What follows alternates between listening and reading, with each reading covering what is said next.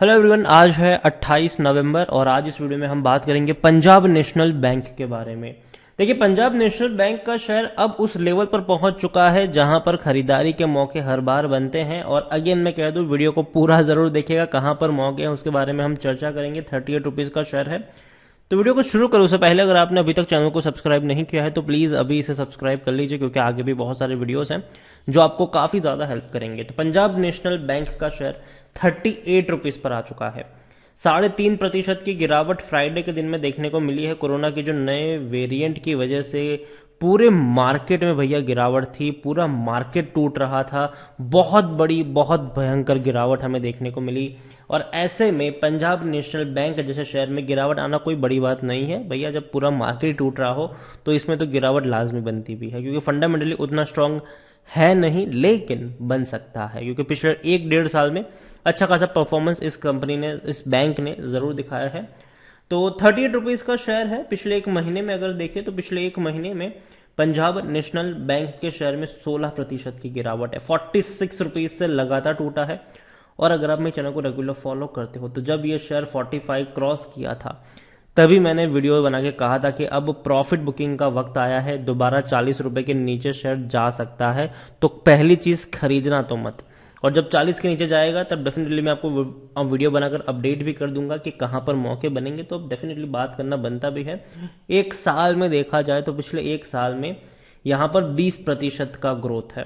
लेकिन जो मैं हमेशा कहता हूं, आप देखिए, जब भी ये शेयर 41 पे पहुंचा, टूट के बिखरा, 31 पे आया, वापस तेजी बनी, यहां पर 43 के करीब पहुंचा, वापस टूट के बिखरा, 33 पे आया, वापस तेजी बनी, 43 पे पहुंचा, वापस टूट के ये बिखरा, 35 पे आया, वापस तेजी बनी, यहां पर 46 तक गया, वापस गिरावट आई।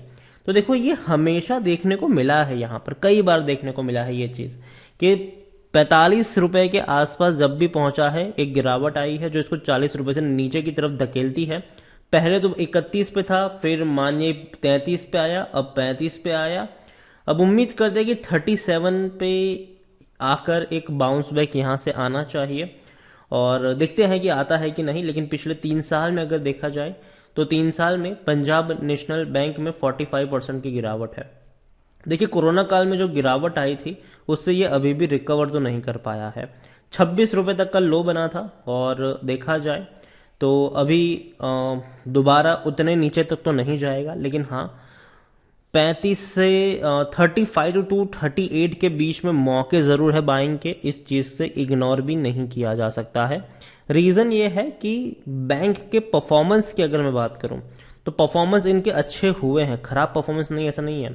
आप देखिए, रेवेन्यू में जो 55,000 करोड़ के रेवेन्यू थे उससे भी कम के थे, 50,000 करोड़ के रेवेन्यू के आसपास थे, वो 80 से ऊपर निकल चुके हैं। और प्रॉफिट भी अगर हम देखें तो अब तक लॉस था यहाँ पर 18 और 19 में, और बड़े बड़े लॉस थे, 12,000 और 10,000 करोड़ तक का लॉस था। 20 में प्रॉफिट हुआ 363 करोड़ का। फिर 2021 के फाइनेंशियल ईयर में 2,150 करोड़ का प्रॉफिट हुआ।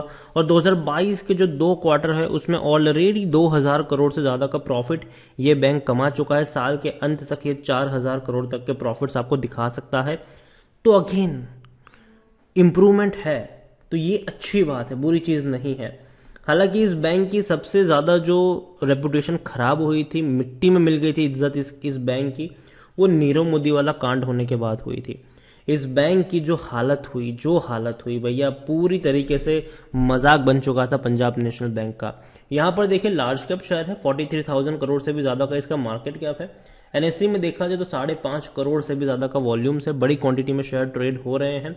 इतना ही नहीं, प्रमोटर के पास 73.15% की होल्डिंग है। देखिए, सरकारी बैंक है तो जाहिर सी बात है प्रेसिडेंट ऑफ इंडिया सबसे बड़े प्रमोटर रहेंगे। और एक चीज यहां पर यह भी है कि डूबने का खतरा नहीं है ये, ठीक है। सरकारी बैंक है, डूबने का खतरा नहीं है। सरकार बाद में भैया पैसा डाल ही देती है यहां पर। आप देखें तो एफआईएल्स के पास 2.21% की होल्डिंग है, 2.45% की होल्डिंग म्यूचुअल फंड के पास है, 8.70% की होल्डिंग इंश्योरेंस कंपनी के पास देखने को मिल रही है। पंजाब नेशनल बैंक हालांकि डिविडेंड पे नहीं कर रहा है। 2015 में आखिरी बार पे किया था, उसके बाद कोई डिविडेंड पे नहीं किया है। According to Moneycontrol user 25% लोग बेचने की बात कर रहे हैं, लेकिन अब मैं इन 25% के साथ सहमत नहीं हूं। मैं हमेशा कहता हूं कि 45 के आसपास पहुंचे तब बेच दो इसको, ठीक है। तब फिर ज़्यादा लगाव दिखाने की ज़रूरत नहीं है।